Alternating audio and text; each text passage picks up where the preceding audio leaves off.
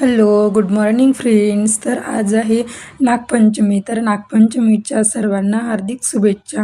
तर सणासुदीचा दिवस म्हणलं की आपल्या दिवसाची सुरुवात होते झाडू पोछापासून. तर मी इकडे झाडू पोछा करून घेतले. त्याच्यानंतर नळ आला तर नळाचं पाणी पण भरून घेतली. मग मी केली आंघोळनंतर स्वयंपाक वगैरे बनवून घेतलं. पण ना मला ते व्हिडिओ शूटच करायला जमलं नाही. त्याच्यानंतर मग दुपारला आम्ही गेलो थोडं बाहेर फिरायला. बाहेर म्हणजे आम्ही जुडिओला गेलो. त्याच्यानंतर मी तिथं गेल्यानंतर थोडी शॉपिंग केली आणि माझ्या पिल्लूला हे बघा इकडे तो काय करून राहिलं ते.